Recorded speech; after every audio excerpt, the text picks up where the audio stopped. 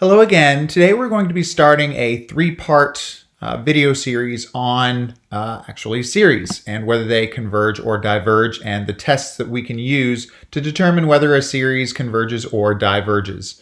So today we're going to be talking about three simple tests and then we'll do the rest in a later video.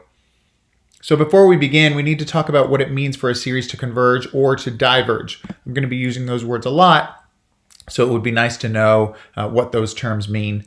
We're going to say that a series converges if I add up an infinite number of terms, meaning that the series does go on forever, but when I add up all of those terms, I get a finite sum, I get a constant, instead of the sum going off to infinity as well.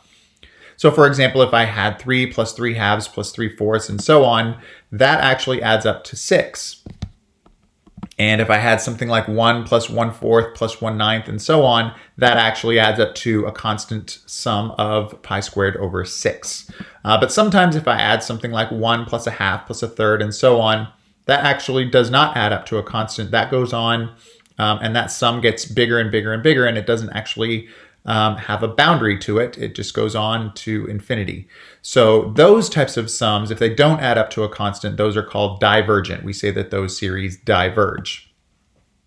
Okay, so the first type of series we're going to talk about is a geometric series, and I'm sure you've seen these before. Every term in a geometric series looks like some constant a times another constant r raised to the exponent n. We can start that series at 0 or we can start it at 1, but the series looks the same. And we know that that series converges to a constant if my r value is somewhere between -1 and 1, not including -1 or 1.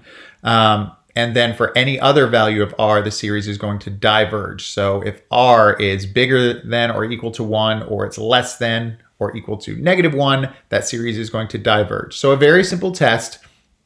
You need to know whether the series is geometric, first of all, and you need to know what your r value is. So if I have 1 plus 1.1 plus 1.21 plus 1.331, and that keeps going on and on forever, that can be written as the sum from 0 to infinity of 1.1 to the n.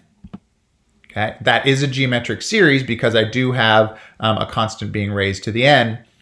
But my constant being raised to the n, my r value is 1.1. That is bigger than 1, so the series will diverge. That won't add up to a constant amount. But if I have 0.2 plus 0.04 plus 0.008 plus 0.0016, that is another geometric series. This time, it starts at 1, n starts at 1 and goes on to infinity, but my r value is 0.2, which is definitely between -1 and +1, so the series converges. It's a very simple test, but you need it to be a geometric series in order for it to work. All right. We also might be asked to find the sum of a geometric series. It's one of the few where we would actually be asked to find the sum of it, and we do have a formula for that. The sum is going to be a, which remember is the first term of the sequence, over 1 minus r, and r is that value that you keep multiplying by over and over again. Okay, so if I wanted to find the sum of the series that I just found to be convergent, then I would do the first term, which is 0.2, over 1 minus my r value, which is also 0.2, and that ends up being 1/4. So that series converges to a sum of 1/4. All right, the second type of series we need to talk about is called a p-series. And that can be written in that form. N goes from 1 to infinity, and every term looks like 1 over n to the p, where p is already given to me as some kind of a constant. That series is going to converge if that p value, if that exponent is greater than 1, but it's going to diverge if that p value is less than or equal to 1. So if I have this sum right here, it's 1 plus 1/8 plus 1/27 and so on. I need a pattern for that. That's actually the sum of a bunch of terms that look like 1 over n cubed. So it is 1 over 1 cubed plus 1 over 2 cubed and so on. Okay, that is a p-series where p is 3. And since 3 is greater than 1, this series converges. Okay, another example, if I have 1 plus a half plus a third plus a fourth plus a fifth and so on, that can be written as a series where every term looks like 1 over n to the 1. Well, that is a p-series, but p is equal to 1, so that series diverges. It doesn't actually have a sum. The sum actually goes off to infinity.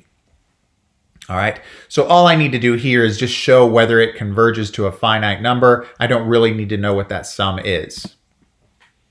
All right, and the third term is actually a term for divergence. We can only show divergence with this test. We can't show convergence like we could with the other two. And all it says is that if the nth term of a series does not approach zero as n goes to infinity, or if that limit doesn't exist, then the sum is divergent, which makes sense because if I have a bunch of terms that I'm adding together and those terms don't eventually go to zero, then I'm adding constant after constant after constant that is not zero, and obviously that sum is going to go off to infinity. So in other words, if the individual terms don't even approach zero, there's no way the sum can become a finite number. So for example, we're going to show that this sum is divergent. Every term looks like some constant n over n plus 1. So I've got terms like a half, 2/3, 3/4, and so on. It's pretty obvious that as n approaches infinity, the nth term is going to approach 1. So what that means is, since 1 is not equal to 0, the terms do not approach 0, they approach 1 instead. So the series is divergent. Okay, we can only show divergence with this test, as I mentioned before, but it does not show convergence. So just because the nth term does approach 0, that does not mean that the series is convergent. And we've seen examples of that already. All right, if I do get that the nth term does approach 0, all I can say is that the test is inconclusive and I'll have to try a different test. All right, so here are the convergence tests that we've done so far. We've done the first 3, geometric, p-series, and nth term. And what I will do is I will always show this table at the end of a video, and I will update it based on the tests that we did. Also, you see 2 blank cells there for comments for the first 2 series. I will eventually put comments in there, but I need to do more types of tests in order to put comments there, but they will show up in the next video. If you have any questions on these first 3 tests, please let me know, and I will see you tomorrow.